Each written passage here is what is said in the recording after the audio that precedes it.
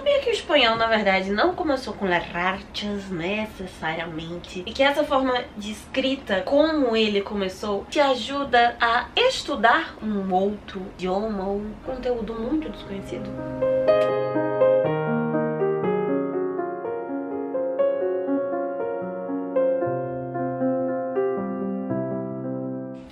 O que temos para hoje, Sanchos e Dulcineias. Eu sou a Larissa Bertolino, você está no canal Uma Garota Quixotesca, onde nós tratamos de literatura, sempre partindo de ideias, de pressupostos, temáticas, propostas que saiam de dentro do nosso queridíssimo Dom Quixote de La Mancha. E, especificamente, nesse ano de 2023, nós estamos em uma jornada histórica, conhecendo a literatura espanhola, como ela se desenvolveu, vendo os clássicos desde o início, vamos caminhar até a atualidade. E na quarta-feira da semana passada eu vim aqui conversei com vocês sobre las rachas, uma forma que é considerada a primeira forma literária da Espanha e que tem muito a dizer sobre por que a Espanha tem tantos livros e tantas histórias de amor não possíveis, sofríveis, tantos outros tipos e formatos que nós já estamos cansados de conhecer, mas que se consagraram ali na Terra dos Moinhos. E de certa forma digo que com ela teve um outro movimento linguístico, digamos assim, que seria a espécie de santo graal da literatura, do idioma espanhol, que pode, através do estudo, descobrimos um pouquinho mais como ele funciona, te ajudar a marcar, a grifar os seus textos de uma forma mais eficaz.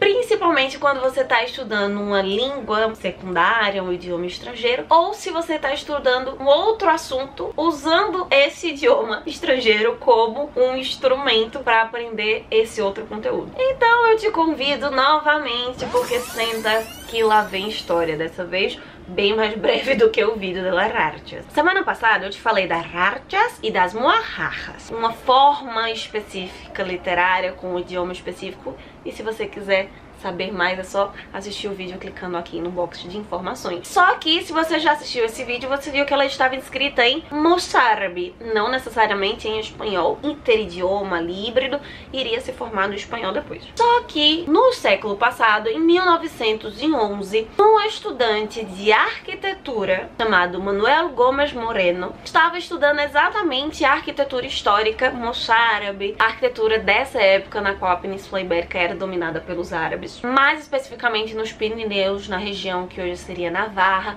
a fronteira ali entre Espanha e França. E no mosteiro de San Millán de Congolla, na região de La Rioja, ele encontrou uns documentos estranhos, vários textos que originalmente estavam escritos em latim, por isso é conhecido como códice, ou seja, os livros que eram já escritos como os livros de hoje, não como pergaminhos enrolados. Códice Latinum Emilianensis 60. Tem esse númerozinho aí de código para classificar. Era um documento em latim, mas que tinha mais de 1000 glossas, ou seja, dentro desse documento ele encontrou textos escritos por cima com outras caligrafias de pessoas diferentes, inclusive, como se esses textos esclarecessem o que estava sendo dito naquele texto estudado por essa pessoa que escreveu. Esse texto, esse código, seria mais ou menos aí do século X, século XI, talvez, e estava todo escrito em latim. Posteriormente estava sendo usado séculos depois para que monges daquele mosteiro de San Millán pudessem estudar o latim clássico. Essas anotações na margem, chamada de glossas, estavam escritas nesse começo de um idioma castelhano, de um idioma espanhol. Tinha o romance hispânico, essa língua que estava se desenvolvendo ali do latim, navarro-aragonês, um dialeto específico daquele lugar. Também tinham anotações no moçárabe, que nós vimos na semana passada, em basco, que também é um idioma lá da região da Espanha bem antigo, e em catalão, com caligrafias totalmente diferentes de várias pessoas, provavelmente diferentes. Essas anotações já seguiam uma espécie de estrutura linguística, gramatical desse romance hispânico, não mais do latim. E todas essas anotações, quando confrontadas com o texto em latim do lado, estavam explicando, classificando ou anotando em outras palavras o que estava ali. Por isso o nome glossas, porque era uma espécie de glossário, ou palavras específicas que estavam traduzidas para esse novo dialeto, ou uma explicação, um pequeno resumo nesses dialetos do que estava naquele parágrafo em latim. Manuel Gomes Moreno, então, compilou, transcreveu tudo isso que ele tinha encontrado e mandou para ninguém mais, ninguém menos, Ramón Mendes Espidal, que era um folclorista, um historiador, um linguista muito importante da Espanha, vivo naquela época, e apenas o fundador da escola de filologia espanhola. Eles começaram a estudar aqueles documentos, essas glossas, tanto o Ramón Mendes Espidal como o Dámaso Alonso, um outro filólogo também importantíssimo da história da Espanha, consideraram então que as glossas, que essas anotações, seriam a espécie de um primeiro andar, dos primeiros passos do que é a língua espanhola. Até que o Instituto Castelhano e Leonês da Língua não considera necessariamente as glossas como a primeira manifestação do espanhol na história. Eles acreditam que o registro mais antigo do espanhol são as Cartularias de Valpuesta, que são registros do século XII de algumas anotações em castelhano de um texto em latim lá do século IX. Mas é uma palavrinha ou outra que está em romance e numa estrutura gramatical ainda do latim. Por isso, as glossas seriam a primeira, de fato, manifestação espanhola, do castelhano. Tá, mas depois dessa história toda, o que é que isso tem a ver com o estudo de espanhol, de L2, de algum idioma estrangeiro? Então, como estudante, como professora, falando da minha experiência, inspirada por essa revisão minha históricazinha das glossas, o que é que a gente pode aprender sobre como grifar melhor, com uma melhor eficácia, para absorver melhor o conteúdo, para ajudar no nosso estudo os idiomas. Vou te dar 5 dicas, 5 informações, então.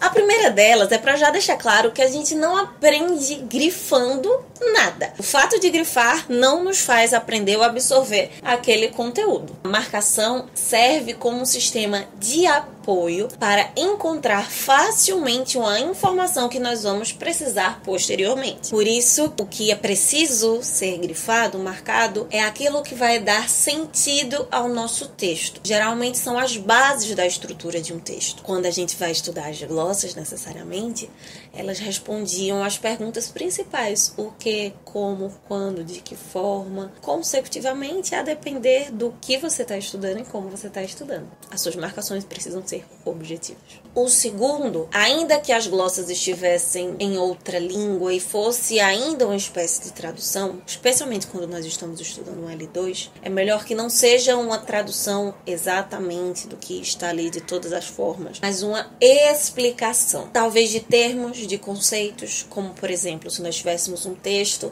onde está falando de alimentos ou de festividades e tem ali a palavra pastel, não colocar necessariamente a tradução de ipsilíteres como pastel, torta, mas prato principal de uma festa de aniversário. Definir ali, descrever o conceito. Claro que você não vai escrever um parágrafo inteiro para definir o que é aquilo, mas não colocar a tradução mecanicamente direta das coisas. Colocar, inclusive, até ainda assim na L2 em vez da L1, para te facilitar a compreensão e o pensamento no idioma que você está aprendendo. Quando nós estamos grifando, marcando, nós precisamos, além de entender a estrutura central do texto, facilitar para o nosso olho, para a nossa pesquisa, a encontrar rapidamente aquilo que é diferente. Por isso, isso precisa nos chamar a atenção. Focar no que distorce. Não adianta marcar algo que eu já sei, ou que eu teoricamente saberia onde encontrar. Por isso que é sempre bom fazer uma primeira leitura sem grifar e, na medida do possível, se você já conhece, já andou por ali, você vai identificar mais facilmente o que é importante para o desenvolver daquele texto e que precisa ser marcado. Por isso, a quarta dica é: não marque aquilo que você já sabe. Muitas vezes, nesse processo de marcação, eu me vi assim no mestrado, nós reconhecemos uma informação que nós já sabemos, que nós temos segurança e por isso nós queremos lá e marcar. Mas se já aquilo já está tão introjetado, já faz parte do nosso conhecimento, não tem por que destacar. Por último,